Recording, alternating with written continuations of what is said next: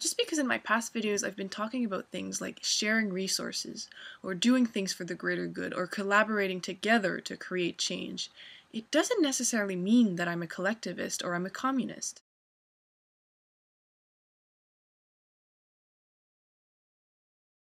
Collectivism means the subjugation of the individual to a group. Whether to a race, class, or state does not matter. Collectivism holds that man must be chained to collective action and collective thought for the sake of what is called the common good. I understand how it may seem like that's what I meant because I kept referring to doing things for the greater good. Don't harm each other, don't harm the planet, and this is basically what I meant by doing things for the greater good.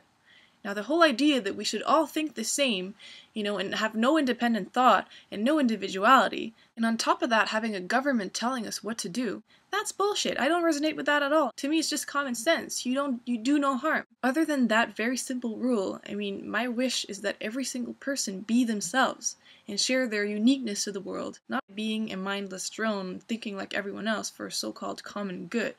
I don't even think that this would be for the common good. It would make a very boring world that wouldn't evolve much, because it's by being ourselves and being our own unique piece of the puzzle that we create, that we innovate. To me, that's not a political idea. It's basically the perspective you get when you take a step back and you look at planet Earth itself and you realize we're just humans on a planet. We have all the skills and talents necessary to create any type of society we choose. So why not choose, a society that works for everyone? Now, I may be wrong, but I can almost hear people saying, oh, we don't all hold the same vision for the type of world we want to create. You can't enforce an idea. Now, I don't mean enforcing a particular idea. I just mean basically a higher standard of life. A world where we create things not to create further dependency to an establishment or to corporations. It would be to create things for the freedom of the people. To keep on expanding, on evolving, and never to maintain a status quo just for the benefit of few people on top of a hierarchy.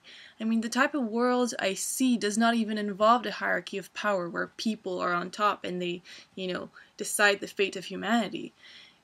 Co-creation. Co-creation is people realizing that they're all powerful, all part of the same planet, and, might as well create something amazing together. It's like a big project.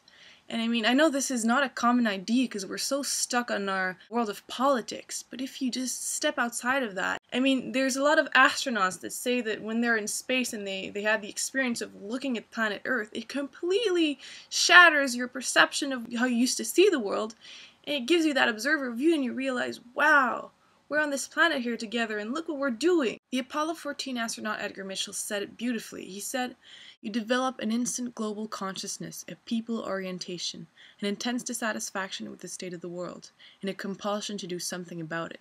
From out there on the moon, international politics looks so petty. You want to grab a politician by the scruff of the neck and drag him 250,000 miles out and say, 'Look at that, you son of a.'" I think we should ask ourselves, what does freedom mean to us? Because oftentimes we think it just means a bigger cage within the same infrastructure. Basically just, asking for a little bit more rights, a little bit more, room to breathe.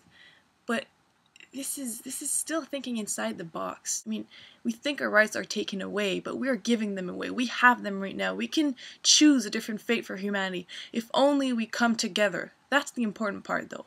Because divided, we are conquered very easily. But if we all shifted our consciousness and realized we are all in this together, how long would police officers continue to, protect their own slavery?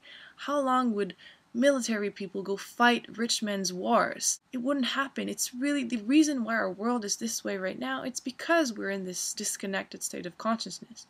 You change that around, we all of a sudden feel very empowered to create change because we realize this whole system is an illusion that we are giving power to. All of us together, 7 billion people together, versus a few men in suits calling the shots.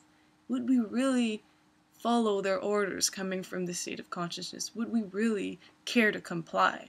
I just find that with all the potential we're using right now to create this world, this very limited world, we could use that same potential, if not more of it, to create something completely different. And I don't really see limits to that other than the limits in our minds.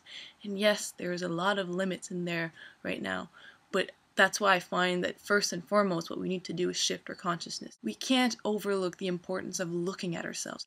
What is keeping us in a stuck state, in a state where we can't see other potentials outside of the world we live in right now? So yeah, change begins within. We are change. That's basically the message in the end that's the most important, because it's from there that external change will start to happen. Anyways, this video is getting long, so I'm going to stop it right there. Make sure to subscribe to WeAreChange and Collective Evolution and like the video if you liked what I had to say, and thanks for watching.